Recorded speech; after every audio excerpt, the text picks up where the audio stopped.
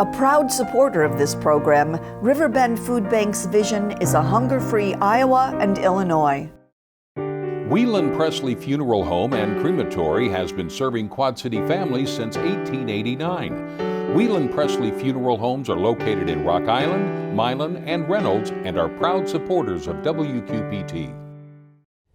An honor flight milestone and the man behind it all, plus haunting stories that go bump in the night, remembering Happy Joe, and getting ready to hop for the holidays in the cities.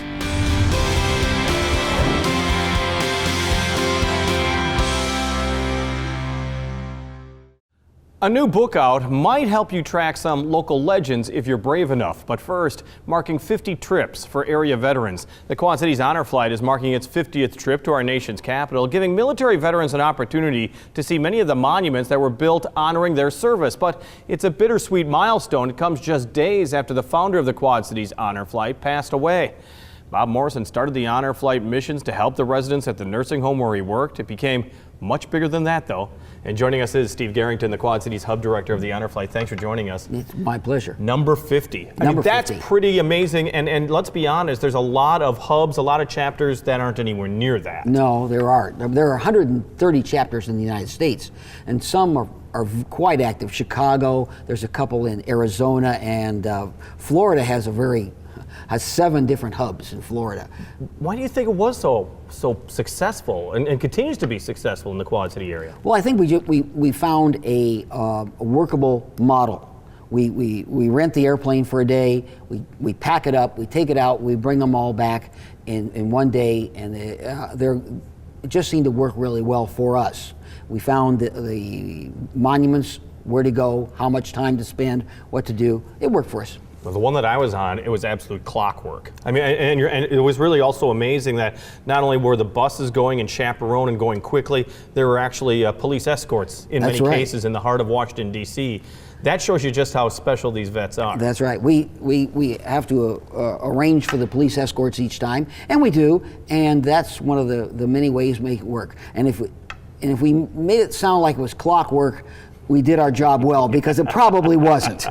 It's nice not to know how the sausage is made. You do not. You need to know what we're doing in the background. You have 100 veterans that are going on this 50th flight. Of that, majority of them are now Vietnam veterans, 90 there, 8 Korean, and you still have 2 World War II vets. 2 World War II vets that are going along. And you have a waiting list still? We have like 600 people on our waiting list right now. So obviously at around 100 person a flight, we're going to be another 2 years before we actually get even close to being picking up all the guys who are wanting to go on these honor flights. And do I assume you have a priority list? I mean, would it be that the older the veteran is, or the more frail the veteran is, the more important it is that they get on the next flight? The World War II guys always go to the head of the line, Koreans second, and anyone who is in hospice care, they will go to the front of the line to go as well. But you still run into people who say, wow, I am a veteran, I served overseas even, but I just don't deserve to go.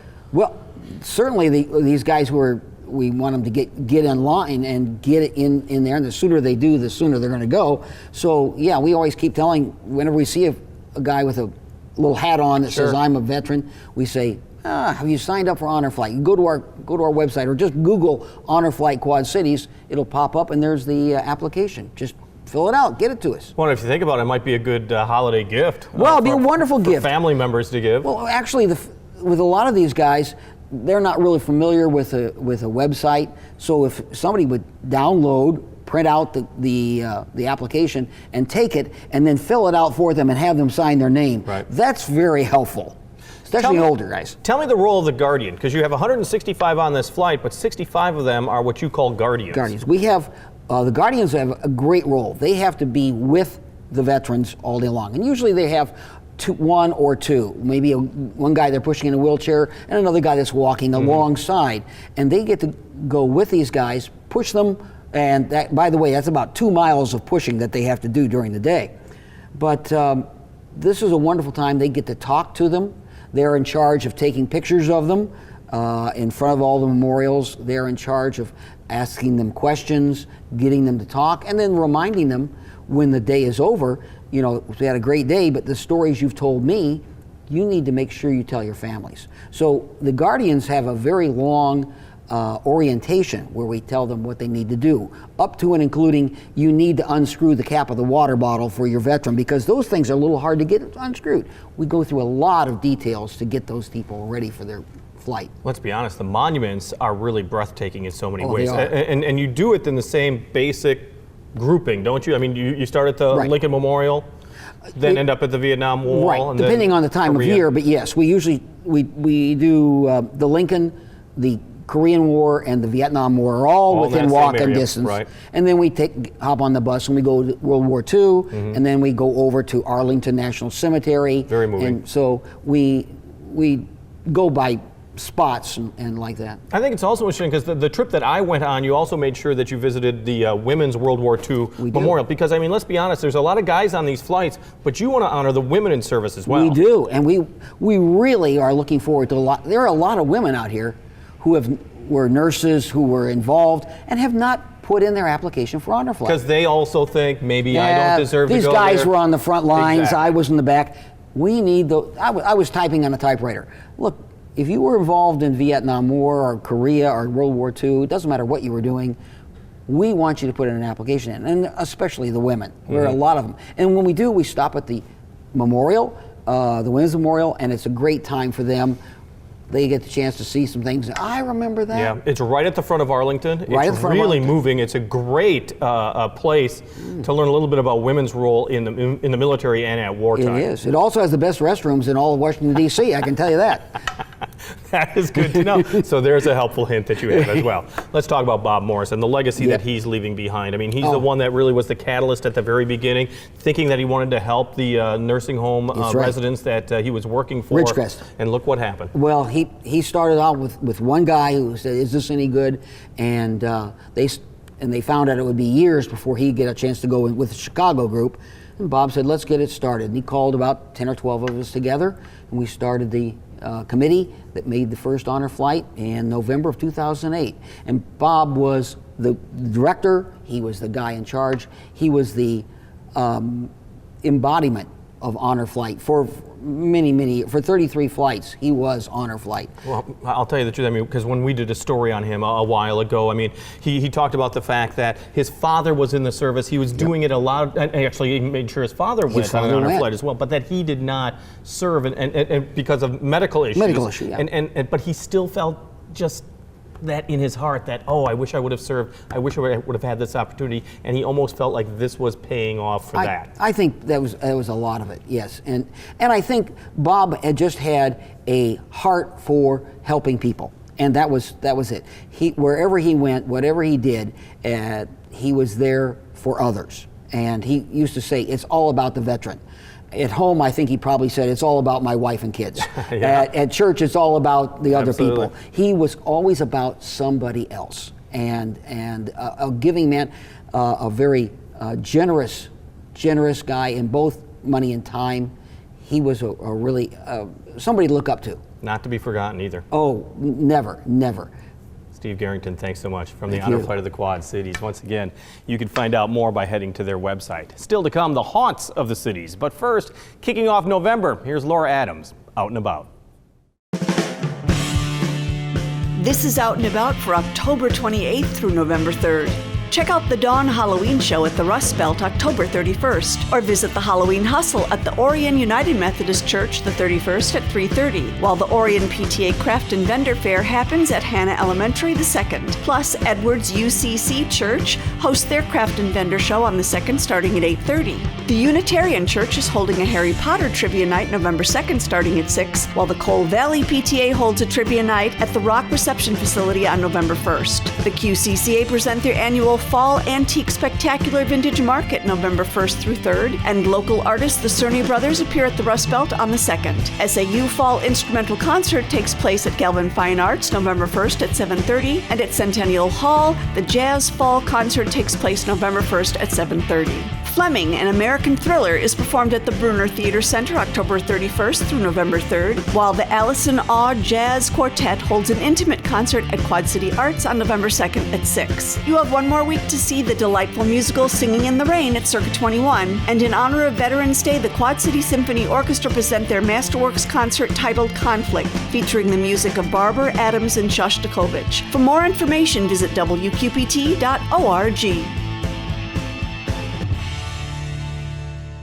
Thank you, Laura. There are plenty of legends about haunted houses, eerie locations, and unusual, dare I say, paranormal events in the cities. A duo of authors decided to take a closer look at some of those seemingly far-fetched stories you've heard about and some you may not know about. And joining us is Mark McLaughlin, who, along with Mike McCarty, authored Ghosts of the Quad Cities, which is available at finer bookstores right now. Everywhere. Amazon, Putnam Museum has them in the gift shop even. There you go. You're not meant to scare people. You're just kind of trying to uncover some of these mysteries. Oh yeah, nothing there is meant to scare anyone. In fact, I'm happy to tell the Quad Cities we don't have any malevolent ghosts, and we did not have any records of anybody getting horribly maimed or anything by a ghost. But it's so interesting, the Quad City area, because I mean, there's paranormal societies, there are people that do the tours, there are people that are very welcoming about what's going on in their houses. Quarters 1 has had the tour. You were talking about the Black Hawk Hotel as well, Veely Mansion. There's a number of places I don't know where if the there Black are. Hawk Hotel has a tour. No, but there's legends. Legends of Cary Grant's ghost Yeah, so I've never heard that one. coming down the hall. Well, you know, he passed away here, you know. Absolutely. In the Quad Festival of Cities. Trees. And there are those who say that they've seen Cary Grant's ghost as an elderly, elegant gentleman moving through the halls. And he's not the only one. They've also seen an elegant lady playing the piano. And they also, there's somebody, I think they call it the Whistler, that if you go through the halls, you'll hear a whistle and you'll follow it, but then you never see it. It seems to always be just around the corner. So what do you make of this stuff? Or did you not try to do that? What You do try to I tell make the of it? stories? Yeah. I'm just conveying, my collaborator, Michael McCarty, and myself, Yes. we decided to convey the facts as we saw them. And if there was ever a point where we did have a touch of conjecture, we always made it very clear that it was just our personal conjecture. You see it more as, I don't want to put words in your mouth, but it's fun. It's interesting. I don't know if I'd say fun, because after all, for every ghost who passed away, that meant a human passed away, True. and that's never fun. No, but we're all going to face that. The question is, do we come back as a ghost? Yeah, and that's the thought. And it's funny. People always say, so did you track down whether or not that was caused by a murder or or somebody is looking for something they lost? And it's kind of like, you know what? Don't just assume that you once saw a ghost movie and think, oh, well, it's got to have a plot of a ghost movie. Who knows what motivates people if they, well, A, who even knows if they truly exist? Yeah. And B, even if they do exist, who knows if what motivates them is the very things that would motivate a living person? What made you write this book? I mean, you started by talking to the amazing Kreskin, which is amazing in the first place. Well, that was actually Mike McCarty. Okay. Mike McCarty used to be part of a nightclub that wanted to have a event with the amazing Kreskin. And so he arranged for that fraternity that's in the book, that they always had reports of ghosts and happenings. It's a what, Pi Kappa Chi, the Palmer College fraternity. Right, yeah. They always had reports over the years of different supernatural occurrences. Yeah.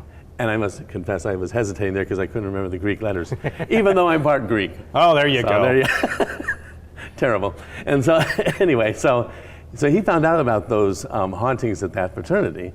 And so he asked them, hey, can the amazing Kreskin, who's coming to town to be at our nightclub, can he do a live seance there? And they did the live seance, and Mike, if he was here, he would tell you, and he always does like this, the little hairs. Ah, yeah. I'm channeling Mike right now. Yeah, The there little you go. hairs on the back of his neck. At one point he was backed into a corner, and yet he thought he could feel somebody's presence practically breathing down his neck back there. And Seriously? The little hairs on the back Yeah. of his neck stood out. Well, there's other famous areas in the Quad Cities. I think of the Black Angel, which Right. used to be at, I believe, Riverside Cemetery. Yeah, it used to be in Riverside Cemetery. One of the deer heirs, and it's now in California. It's been moved out of the area. Oh, well, no, it was in California. Oh, it's moved again. Yes. Is it in New Mexico? Yes, I'll take you to page 72. It's on page 72. Yes, I've had to consult this book so much I know where everything's at. Because the point of it was that it was being rubbed off, or it was, I want to say luring, but it was bringing people to the cemetery in an unwanted way. Yeah, so that's that why they happens kind of took it out. sometimes. Well, you know, it's a metal statue, and it had, over the years, it had oxidized. Patina. Yeah, patina. It sounds like a nice lady's name. Does, doesn't Here's my it? Aunt Patina. Yes. But it had, because of the patina, it had darkened over the years, and that's why. But you know how urban legends are. People Absolutely. saying the wicked statue, the wickedness resulted in turning darker with the years. No, that's called. No, it's actually called oxidation. And Was it also something that, like, if you wicked. touched it was bad luck, or was there things if along you that line? kissed it at midnight, you die. Like, All right, fair enough. Now there's a nice evening. There you go. Hey, honey, let's go out to the cemetery and kiss that angel. It's date night on Friday. Yes. You also went to Crybaby Bridge. Oh, we and did. that's a huge legend, which is just a north. Oh, before I West forget, of Monmouth. Before Oh, I I'm sorry. forget, no problem. But before I forget, since we looked it up, that Black Angel is now at a retreat in the slopes of the Sierra Grande Mountains near Raton, New Mexico, and it's called the New Mexico, yeah, and it's called the Mandala Center. So maybe it's getting therapy. Yeah. Well, it's moving about. It's out You were there. at Crybaby Bridge. Oh yeah, we have to cry. Now that is a true legend, because That tell is. me once again. The legend was that a woman was there with her kids in a car. There's multiple legends. No, really? Oh yeah, there's different legends, and they all involve a child dying. Some of them of a vehicle going into the water. Right. But the thing is, I mean, it's not that deep. You can walk across It's a it. very small creek. Yeah, so it's kind of like, so unless it was somebody who just decided to take a nap face down in the water, Yeah. I don't know But how the they idea is that passed away. you I'm sorry, because I did do this. I'm sorry, I really am. You park your car on this very small bridge. It is tree encased. Yeah. If you do this at night, it's scary. Anyhow, it's tree encased. Even You during the park day, your it's a car, little you scary. put it in neutral. Yeah. And then what happens? The in car, legend. you put it in, well, first you're supposed to put talcum powder I on was the gonna front, point that out too, yes. front and back Of your car, fenders. yeah. So, and if you're lucky, you'll Yeah. see tiny little fingerprints. And the car will have moved. Once you're in it, the car will move just a little bit, maybe a few feet forward. But if you point in the other direction, it'll move in that direction. So you tested it, We tested it, and it moved both times. the talcum powder? The talcum powder was undisturbed, so I don't know. I guess maybe that shift of the little specters was Did you have one that was your favorite in the book? of the Yeah. My favorite haunting location. Yeah. Well, how do you decide? Yeah. Without offending the dead. Ah, well done, well done. I mean, yeah, that would be like kind of saying which of your kids is your favorite. You can't do that. I Were might you be surprised- haunted. I might be haunted by because there's 22 haunting locations That's what I was in gonna here. say, yeah. The ghosts from the other 21 hauntings There might you go. get mad. Yeah. Now, were you Jealous. surprised there were that many? And let's be honest, there's probably more you could tell us about, right? We're working. There's probably going to be a volume 2, more ghosts Yeah, exactly. of the Quad Cities with a whole new crop. Because there's many more, and it's funny the people who come up to me and tell me in my house when I was little, and then Yeah. they go on like that, and so it's remarkable. But yeah, I'm not surprised because Iowa City had enough. Because see, this publisher, we contacted them because they had done a book, Ghosts of Iowa City, and we said, hey, how about we do the Quad Cities because Yeah. it's 3 times bigger, 3 times the ghosts. There you go. Well, and let's be honest, a good ghost story is a great ghost story. Oh yeah. Absolutely. Mark McLaughlin, thank you so much. Oh, you're welcome. Author of Ghosts of the Quad Cities, Volume 1, along with your co-writer, Michael McCarty. McCarty, yes. Thank you so much. Thank you. Well, this week we lost a person who certainly made the cities richer. Joe Whitty, the founder of Happy Joe's, died Tuesday after an extended illness. He was 82. And we want to share with you a clip from our interview with Happy Joe when he joined us in April of 2013 to talk about his book, Not Your Average Joe. I started making pizza for the Catholic nuns at the hospital and making pizza dough because I'm a baker first, and started making dough for different other people. And one day I decided I maybe should make one for myself, and I was making dough out of and putting jelly and nuts and stuff on it and getting 69 cents out of it. And I saw people that were selling the pizza dough to getting $5 for it, and so I caught on after a while. Yeah, that would make sense. So you started working for somebody else at Shakey's. Yeah, I worked for Shakey's for about 2.5 years here and then Albuquerque, New Mexico. And you were let go there, and I think that really paves the way to your story. The store was sold here, and then they moved me to Albuquerque, and I always wanted to do this pizza and ice cream thing, and I got a bonus from Shakey's in Albuquerque, and as soon as the check cleared, I went over and told him I was quitting, and he says, "Get the heck out of here now." So I left and come back and went from bank to bank and tried to borrow some money. Didn't realize it was going to be that hard. Yeah, it is, isn't it? Starting a business. Bank knows you unless you want some money, I guess. Well, and is this story correct? Because I had heard that you had at the restaurant at the Shakey's that you were at, that you had had a party or you had done something for children, got into a little bit of trouble over that. Well, I had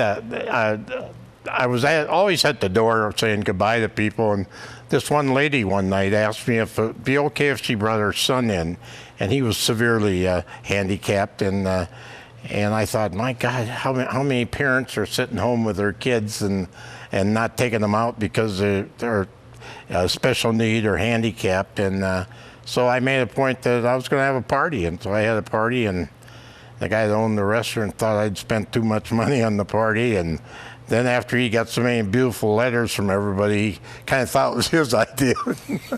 Well, and you being a good employee said, "Oh yeah, boss, it really was your idea." But isn't that something that you've carried in your hip pocket? That is something that you've continued to now, and I'd assume is one of the biggest prides you have.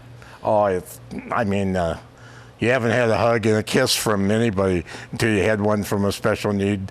I mean, they're real. That's Happy Joe Whitty from our 2013 interview. With him on the cities, Joe Whitty passed away Tuesday at the age of 82.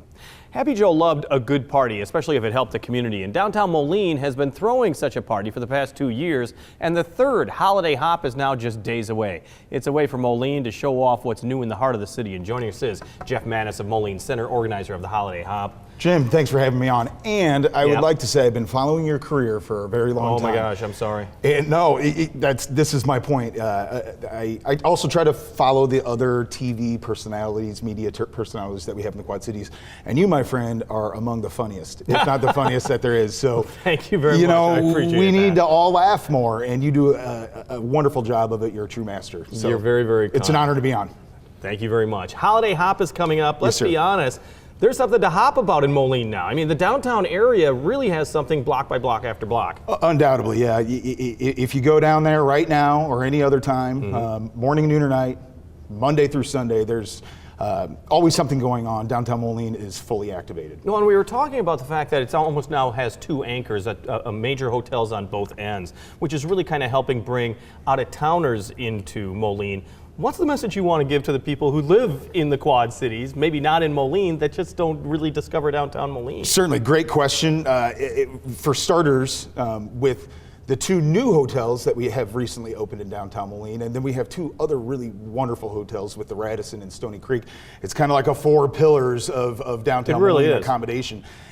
accommodating, and it goes to show, come to downtown Moline. We are ready to accommodate you. Well, the big thing about downtown Moline that they've been trying to stress and hope to stress even more in the years ahead is that people will come down to the John Deere Pavilion, or they'll go to the Tax Slayer Center, dine in, dash out, get out. There's a lot of stuff going on in the heart of the city. No, undoubtedly, we have some of the most wonderful retailers, whether we're talking about Splash, they're a boutique that has a lot of wonderful bath bomb concoctions and essential oils, and the list goes on. Watermark Corners, of course, who has been there. They were one of the first retailers to really show up in a major way in downtown Moline, and it's a wonderful place to exchange. There's certainly not an Amazon package anywhere in sight. Tell me about the Holiday Hop. What is the point of that? The Holiday Hop, well, it serves as a number of things. For starters, it is the kickoff to the holiday season. And secondly, and simultaneously really, it is also what I would call downtown Moline's open house.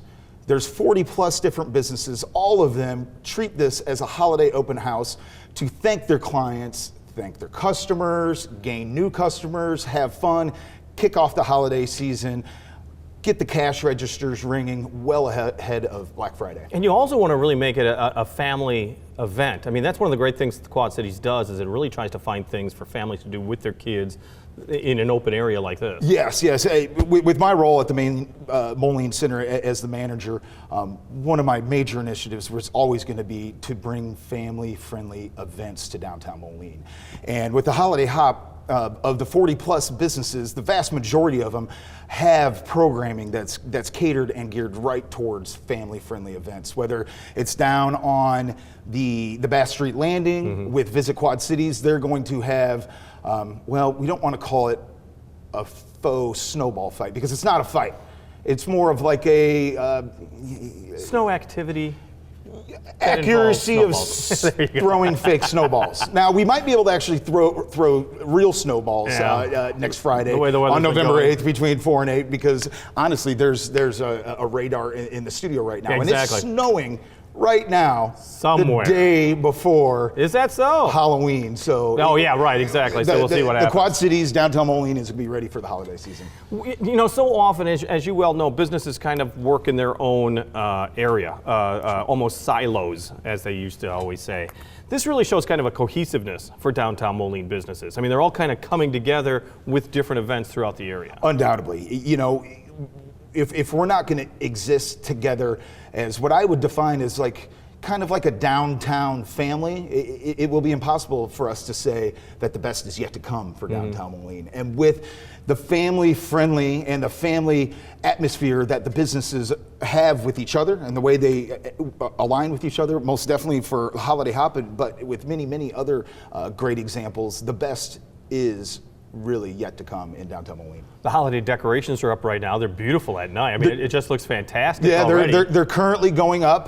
They're almost all completely up along 5th Avenue. On November 23rd, I definitely want to plug this, is the lighting on the Commons. We'll flip those all on. It's the Saturday before Thanksgiving. So there is truckloads, literally truckloads of holiday lighting coming into downtown Moline as we speak. And the merchants really paid for that 5th Avenue construction. That hurt that downtown area so badly. Now that it's done, it really has become kind of a showplace. Yeah, the streetscape that went in and along 5th Avenue from 12th Street all the way to 19th Street is some of the most spectacular and incredible streetscaping that I've not only seen in and within our region in the Quad Cities, but anywhere I've traveled to in the country. It's spectacular. It's something to see and appreciate. So give your best pitch to families coming up for Holiday Hop. Well, you know, again, at every corner of downtown Moline, there is going to be something family friendly to do. I kind of marked off on the list of participants that we have. There's 22 plus events that are directly catered towards and directed towards family friendly stuff. I mentioned the snowball accuracy competition on Bass Street Landing. Radar from the Quad City Storm will be making appearances. Dead Poets, for example, has board games for children to play and free hot cocoa. There's going to be free hot cocoa all over downtown Moline. The Shameless Chocoholic, they're going to have live music and then not auctioning off, but raffling off Disney on Ice tickets. Nice. There's going to be holiday carolers on almost every corner of downtown Moline. So if you don't get the spirit after the Holiday Hop, you just aren't going to get it. It's really genuinely one of those situations where the list goes on and on and on. If we had more time, I'd cover it all, but find out for yourself. This is one of those events where it really is choose your own adventure. Come to downtown Moline on November 8th between the hours of 4 to 8, or really 4 to question mark, and have some fun with your family, have some fun with your friends, spend some money, get a jump on the holiday season. Jeff Mattis from Moline Center, thanks for joining us. We appreciate it. Jim, thank you. Appreciate it. Always nice to visit the heart of Moline. WQPT also has a commitment to military families in the cities. We call it Embracing the Military. And military dads can take their kids on quite an adventure. The Military Fatherhood Program is offering fun time at the Elevate Trampoline Park. That's coming up Thursday, November 14th. It is a night of wall-to-wall trampoline fun, plus there's a ninja course, dodgeball, and zipline activities for military dads and their kids. Also some pizza on the air, on the radio, on the web, and on your mobile device. Thanks for taking some time to join us. We talk about the issues on the cities.